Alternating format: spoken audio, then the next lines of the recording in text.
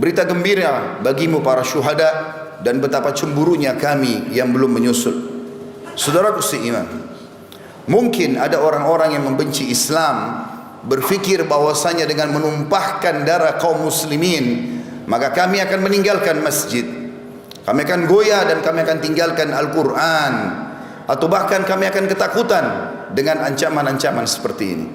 Demi Allah, dari atas mimbar ini kami sampaikan bahwasanya kaum muslimin begitu tertumpah darah para syuhada tidak menambah kecuali keberanian pada mereka, tidak akan menambah kecuali semangat kami memenuhi masjid, tidak akan menambah kecuali kami kembali kepada kitabullah Al-Quran, dan kami makin yakin dengan janji Allah subhanahu wa ta'ala.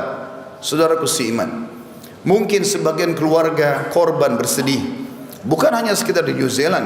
Beberapa waktu lalu kita lihat pembantaian umat Islam secara massal, dibakar di Myanmar, di China. Berapa banyak korban di Palestina, dan sebelumnya Sarajevo dan beberapa wilayah-wilayah yang lain. Mungkin di mata sebagian keluarga mereka sedih, tapi di mata kami yang sudah memahami secara hukum syar'i, ini berita gembira. Allah subhanahu wa ta'ala memiri para syuhada. Selalu dalam sejarah, kata para ulama, peperangan jihad yang benar sesuai dengan Al-Quran dan Sunnah, dari zaman Nabi alaihi salatu wassalam, perang Badar, perang Uhud, Fathi Makkah, Hunain, dan peperangan-peperangan yang lain, termasuk akhirnya adalah Tabuk sebelum meninggal Nabi alaihi salatu wassalam. Peperangan dipimpin oleh Khulafaur Rasyidin dan para khulafa yang datang setelahnya, sampai terakhir dinasti Utsmaniyah. Bahkan beberapa wilayah masih bergejolak seperti di Palestina, beberapa tempat yang lain. Semua itu jumlah syuhada jauh lebih sedikit daripada jumlah yang hidup. Karena kata ulama, karena memang Allah memilih siapa yang paling ikhlas, siapa yang paling layak mendapatkan mati syahid itu, maka Allah subhanahu wa ta'ala memilih mereka. Seakan-akan pedang, tombak, anak panah dan peluru memilih siapa yang akan mendapatkan syahadah itu. Di perang Uhud, di perang Badar hanya 60 syuhada dari 314 orang. Di perang Uhud hanya 70 syuhada dari 700 orang, kurang lebih 10% saja. Dan seterusnya, sesemua peperangan dalam Islam umumnya syuhada lebih sedikit. Kata para ulama, siapapun yang masuk di kancah jihad, kemudian memang betul-betul dia niat untuk berperang, maka pastikan dia tidak akan mati kecuali memang dia menginginkan syahadah itu. Meninggalnya Abdullah bin Haram, Amr bin Jamuh, Mus'ab bin Umair, Hamzah bin Abdul Muttalib, dan beberapa sahabat Nabi ridwanullah alaihim di perang Uhud, karena mereka sudah bertekad dari malam harinya, berdoa sepanjang malam tidak tidur, berharap agar esok harinya mereka mati syahid. Orang-orang yang tidak meminta itu, maka tidak akan diberikan oleh Allah subhanahu wa ta'ala. Jadi dari satu sisi mungkin ada keluarga mereka yang merasa bersedih, tapi sisi yang lain kami cemburu melihat mereka karena telah mendapatkan syahadah. Betapa banyak yang Allah janjikan bagi para syuhada akan kita dengarkan pada kesempatan kita kali ini. Namun sebelumnya teman-teman sekalian, kita akan membaca firman Allah subhanahu wa ta'ala yang kekal ditilawakan oleh orang beriman sampai hari kiamat dalam surah Al-Imran ayat 133, mulai dari situ sampai ayat 150. A'udzu billahi minasyaitonir rajim. Wasari'u ila maghfiratin min rabbikum wa jannatin arduha as-samawati wal ard uiddat lil muttaqin, dan berlomba-lombalah kalian menuju kepada ampunan Tuhan kalian. Kalau punya dosa segera taubat sebelum datang ajal dan menyesal, dan kejarlah surga yang luasnya seluas langit dan bumi, hanya disediakan untuk orang-orang yang bertakwa. Surga, kata para ulama, di sini dikatakan kejarlah. Kata para ulama tafsir, kejar apapun yang bisa membawa kau masuk ke dalam surga, termasuk puncaknya adalah mati syahid di akhir hidup. Di ayat 134-nya, alladzina yunfikuna fis sarra'i wad dharra'i wal qadimina al ghaidha wal 'afina 'anil nas wallahu yuhibbul muhsinin. Ciri mereka yang segera berlumba-lumba kepada ampunan Tuhan mereka dan surga, di antaranya mereka sibuk menafkahkan harta mereka, baik di waktu lapang ataupun sempit, kaya ataupun miskin, mereka sibuk mengejar akhirat mereka. Dan orang-orang yang menahan amarahnya, orang banyak memfitnah, menggibah, tapi dia justru mengontrol emosinya, dan juga orang yang suka memaafkan orang lain, maka Allah menyukai orang-orang yang berbuat kebajikan. 135-nya. Walladzina idza fa'alu fahishatan aw zalamu anfusahum dzakarullaha fastaghfaru lidzunubihim wa may yaghfiru dzunuba illallah wa lam yusirru ala ma fa'alu wa hum ya'lamun. Dan juga orang-orang apabila mereka melakukan perbuatan keji atau dosa, atau mereka menganiaya diri mereka, mereka ingat kepada Allah, lalu mereka segera memohon ampun terhadap dosa-dosa mereka. Dan siapa lagi yang dapat mengampuni dosa selain daripada Allah? Dan mereka tidak meneruskan perbuatan keji mereka itu sedang mereka mengetahui. Artinya taubatnya nasuha, mereka taubat dari zina, dari riba, dari bohong, mereka tidak mengulanginya lagi. 136. Ulaika jazaohum maghfiratun min rabbihim wa jannatun tajri min tahtiha al-anhar tajri min tahtiha al-anharu khalidina fiha wa ni'ma ajrul amilin. Mereka itu akan diberikan balasan ampunan dari Tuhan mereka dan surga yang di dalamnya mengalir sungai-sungai, sedangkan mereka kekal di dalamnya, dan itulah sebaik-baik pahala bagi orang-orang yang beramal. 137. Qad khalat min qablikum sunanun fasiru fil ardi fanzuru kaifa kana akibatul mukadzibin. Sesungguhnya telah berlalu sebelum kalian sunnah-sunnah Allah, maksudnya peraturan-peraturan Allah. Siapa yang patuh selamat, dan siapa yang durhaka akan dihukum. Karena itu berjalanlah kalian di muka bumi, perhatikan bagaimana akibat orang-orang yang mendustakan para rasul. Ada Namrud di Babilonia, di Irak. Sampai hari ini di Google tinggal diketik peninggalan Namrud, akan keluar semua sisa kerajaannya. Fir'aun di Mesir, dan sekian banyak kaum 'Ad yang ada di wilayah Irak. Dan juga masih ada peninggalan kaum Thamud di wilayah Madain Saleh di Saudi. Allah SWT mengatakan selanjutnya ayat 138, hada bayanun linnasi wa hudan wa mau'idatun lil muttaqin. Al-Quran ini benar-benar penerangan bagi seluruh manusia, bagi yang mau berakal dan membacanya, dan petunjuk serta pelajaran bagi orang-orang yang bertakwa, orang yang patuh. Lalu Allah sebutkan 139. Ini yang saya ingin ditiberatkan pada kejadian apa yang terjadi itu. Allah mengatakan wala tahinu wala tahzanu wa antumul a'launa in kuntum mu'minin. Janganlah kamu bersikap lemah. Jangan justru dengan ancaman terorisme seperti ini lalu masjid jadi kosong, kalian tidak mau baca Quran. Justru ini cambukan untuk kembali kepada agama Allah. Dan jangan pula kalian bersedih hati, padahal kamulah orang-orang yang paling tinggi derajatnya, maksudnya orang-orang muslim, jika kamu benar-benar beriman. Allah mengatakan 140-nya, iyamsaskum karhun faqad massal qauma karhun mithlu wa tilkal ayyamu nudawiluha bainan nas wa liya'lam Allahu alladhina amanu wa yattakhidha minkum syuhada wallahu la yuhibbul zalimin.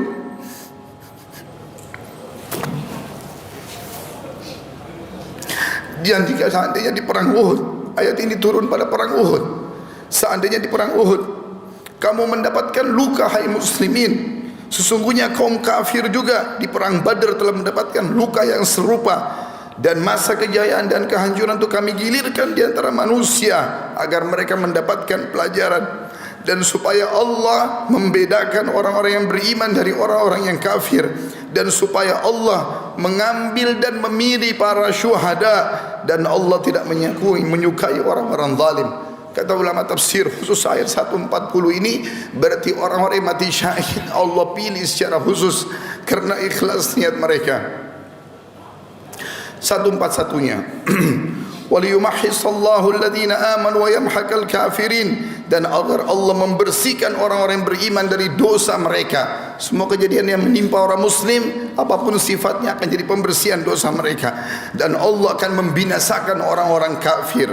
142 am hasibtum an tadkhulul jannata wa lamma ya'lamillahu alladhina jahadu minkum wa ya'lamus sabirin. Apakah kalian mengira kalian akan bisa masuk surga padahal belum nyata bagi Allah orang-orang yang berjihad di antara kalian, dan belum nyata orang-orang yang sabar. Artinya Allah akan menguji siapa yang paling ikhlas, yang siap untuk membela agama Allah, maka Allah akan pilih mereka.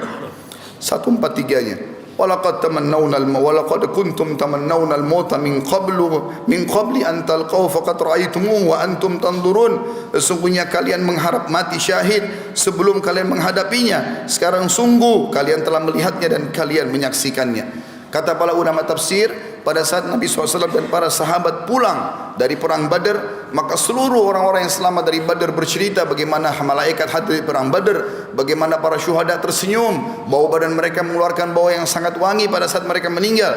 Maka sahabat-sahabat yang di Madinah penasaran, dan pada saat terjadi perang Uhud, perang Badar tahun 2 Hijriah, perang Uhud tahun 3 Hijriah, mereka semangat sambil mengatakan, ya Rasulullah, kami pun ingin mati syahid. Pada saat terjadi perang Uhud, Allah Subhanahu wa taala menguji mereka. Di awal peperangan mereka menang, di tengah-tengahnya mereka dikalahkan. Walaupun setelahnya di perang Hamrat Asad mereka memenangkan peperangan dengan izin Allah Subhanahu wa taala. Pada saat itu banyak kesempatan untuk mati syahid. Orang-orang kafir tinggal menusuk orang-orang muslim, bahkan memutilasi mereka. Allah mengatakan, bukankah dulu kalian mengharapkan mati syahid? Sekarang depan mata, kenapa kalian tidak buktikan itu?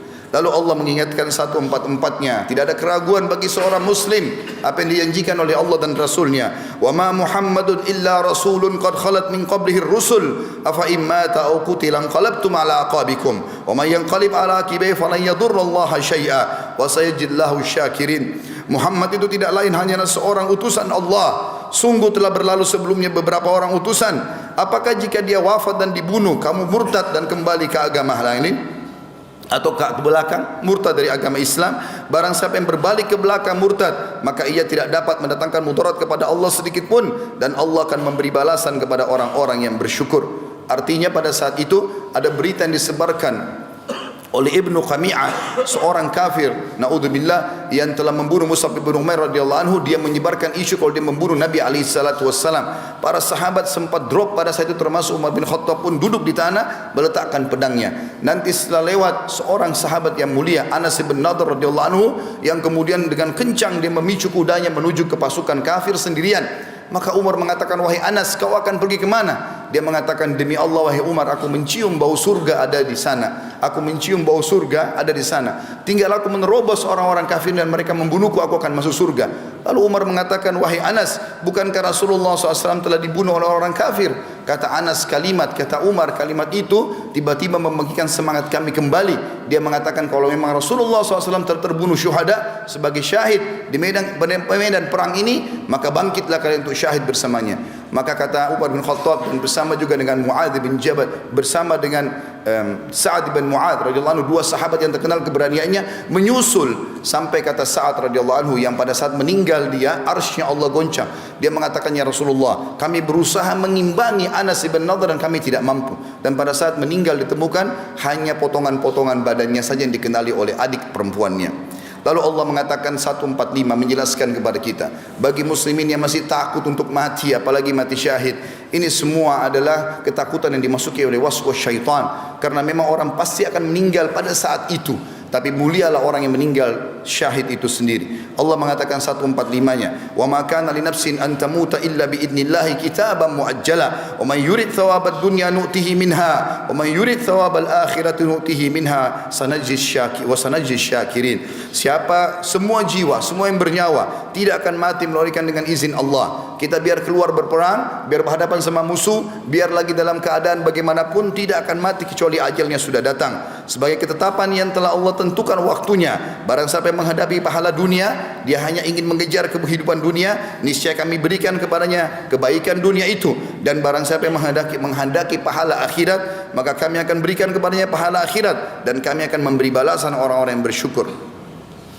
146-nya, wa ka'ayyin min nabiyyin qatala ma'ahu ribbiyuna katsirun fama wahanu lima asabahum fi sabilillah wa ma dha'ufu wa mastakanu wallahu yuhibbus sabirin. Dan berapa banyak nabi yang berperang bersama-sama, mereka sejumlah besar dari pengikutnya yang bertakwa, yang patuh. Mereka tidak merasa menjadi lemah karena bencana yang menimpa mereka di jalan Allah, dan tidak lesu dan tidak pula menyerah kepada musuh. Allah menyukai orang-orang yang sabar. 147-nya, wa ma kana qaulahum illa an qalu rabbana ighfir lana dhunubana wa israfana fi amrina wa tsabbit aqdamana wansurna 'alal qaumil kafirin. Ini doa yang dianjurkan dibaca dari zaman Nabi SAW sampai hari kiamat nanti bagi orang-orang mukmin yang sedang diuji. Tidak ada doa mereka pada saat mereka sedang menghadapi musuh, menghadapi cobaan, kecuali mereka mengatakan, ya Tuhan kami, ampunilah dosa-dosa kami. Artinya kalau kami takut, berarti ampuni dosa kami itu ya Allah. Dan tindakan-tindakan kami yang berlebih-lebihan dalam urusan kami,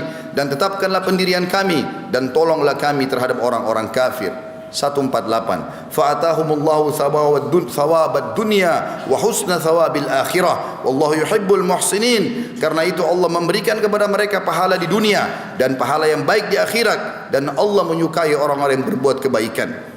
149-nya, ya ayyuhalladzina amanu in tuti'ul ladzina kafaru yaruddukum ala aqabikum fatanqalibu khasirin.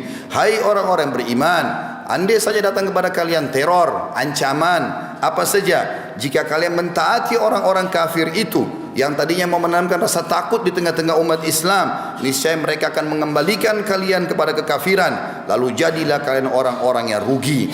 150-nya, balillahu maulakum wa huwa khairun nasirin. Tapi ketahuilah, ikuti Allah saja, Allah sebaik-baik pelindung dan dia sebaik-baik penolong. Kita tutup dengan 151-nya yang Allah berfirman, sanulki fi qulubil ladzina kafaru ru'ba bima asyraku billahi ma lam yunazzil bihi sultana wa ma'wahumun nar wa bi'sa mathwadh dhalimin. Dan akan kami masukkan ke dalam hati orang-orang kafir itu rasa takut disebabkan mereka telah mempersekutukan Allah dengan sesuatu yang Allah sendiri tidak pernah menurunkan keterangan tentang itu. Tempat kembali mereka adalah neraka, dan itulah seburuk-buruk tempat kembali bagi orang-orang yang zalim. Saudaraku seiman, orang-orang yang mati syahid banyak sekali. Bisa mati di medan perang, bisa juga mati dengan cara yang lain. Sebagaimana cukup banyak ditanyakan oleh Nabi SAW dalam hadis Bukhari kepada para sahabatnya, siapa yang kalian anggap orang mati syahid? Maka mereka mengatakan yang mati di medan perang ya Rasulullah. Kata Nabi SAW, kalau begitu syuhada umatku sangat sedikit. Ketahuilah, siapa yang meninggal kena penyakit perut, siapa yang meninggal kena penyakit taun atau pes, dan siapa yang meninggal karena membela dirinya, membela keluarganya, membela hartanya, maka semua itu dihitung mati syahid. Orang-orang yang memiliki keutamaan dalam syahadat, teman-teman sekalian, saya tutup dengan dalil-dalil ini adalah diantaranya hadis Nabi SAW diriwayatkan oleh Imam Bukhari Muslim. Kata Nabi SAW, Allah menjamin bagi orang-orang yang berperang di jalannya, dan tidak ada yang mendorongnya keluar kecuali karena ingin jihad di jalanku, kata Allah. Dia beriman kepadaku dan membenarkan para rasulku, maka aku menjamin akan memasukkannya ke dalam surga atau mengembalikannya pulang ke rumahnya dengan membawa kemenangan berupa pahala dan harta rampasan perang atau ghanimah. Demi yang jiwa Muhammad berada di tangannya, tidak ada seorang pun yang terluka dalam perang fisabilillah, melainkan kelak di hari kiamat dia akan datang dalam keadaan luka seperti semula, warnanya warna darah, sementara baunya bau minyak kasturi. Demi yang jiwa Muhammad berada di tangannya, sekiranya tidak memberatkan kaum muslimin, sungguh selamanya aku akan tidak ingin ketinggalan untuk mengikuti setiap kavaleri di jalan Allah atau pasukan jalan Allah. Namun saya tidak mampu, atau aku tidak mampu untuk menanggung biaya mereka, sedangkan mereka juga tidak memiliki kelapangan, padahal mereka kecewa jika tidak ikut berperang bersamaku. Dan yang demi jiwa Muhammad berada di tangannya, sesungguhnya saya ingin, atau aku ingin sekali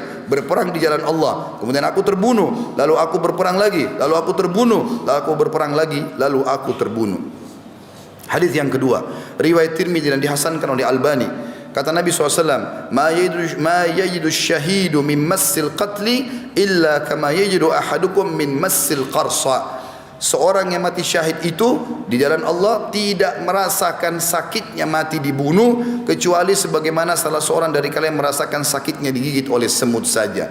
Mungkin kita lihat peluru itu menembus tubuh mereka, merobek, atau bahkan dimutilasi. Pada saat perang Uhud pun terjadi seperti itu. Tapi itu semua cuma pemandangan kita yang masih hidup. Bagi mereka tidak rasakan lagi, karena mereka hanya melihat malaikat mencabut ruh mereka, dan orang beriman, kata Nabi SAW, ruhnya lebih mudah keluar daripada air dari mulut kendi. Hadis yang ketiga, riwayat Bukhari Muslim. Kata Nabi SAW, ma ahadun yadkhulul jannata yuhibbu an yarji'a ila dunya wa lahu ma 'ala al-ardi min syai'in illa syahid yatamanna an yarji'a ila dunya fayuqtal 10 marrat lima yara minal karamah. Tidak ada, kata Nabi SAW, seorang pun yang masuk surga namun dia suka untuk kembali ke dunia, padahal dia hanya memiliki sedikit harta di bumi, kecuali orang-orang yang mati syahid.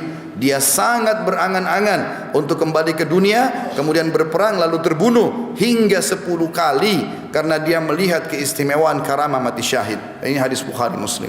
Artinya orang-orang mati syahid tadi kemarin terjadi Jumat lalu di masjid di sana, ataupun di Cina yang sempat dibakar, di Myanmar yang dibantai, mereka berharap kembali ke dunia bukan untuk kembali kepada keluarga dan pekerjaan mereka, makanan kesukaan dan pakaian mereka, atau rumah atau kendaraan kesukaan mereka, tapi berharap kembali yang pada saat ditembak itu, pada saat dipenggal lehernya, pada saat dibakar, itu yang mereka inginkan, kembali untuk terbunuh lagi, kembali untuk terbunuh sampai 10 kali, karena mereka sudah terbuka matanya melihat bagaimana janji Allah Subhanahu wa ta'ala. Dalam hadis yang keempat, hadis riwayat Muslim, kata baginda Nabi SAW, al-qatlu fi sabilillah yukaffiru kulla syai'in illa ad-dain. Ketahuilah, siapapun yang terbunuh atau mati syahid di jalan Allah, maka semua dosa telah dihapuskan darinya kecuali hutangnya saja. Itulah sesuai sejalan kata Nabi SAW dengan firman Allah Subhanahu wa ta'ala dalam surah Al-Imran ayat 169. A'udzu billahi minasyaitonir rajim. Wa la tahsabanna alladziina qutilu fi sabilillahi amwata bal ahya'un 'inda rabbihim yurzaqun. Janganlah kalian mengira orang-orang yang gugur di jalan Allah itu mati, bahkan mereka itu hidup di sisi Rabb mereka dan mendapatkan rezeki.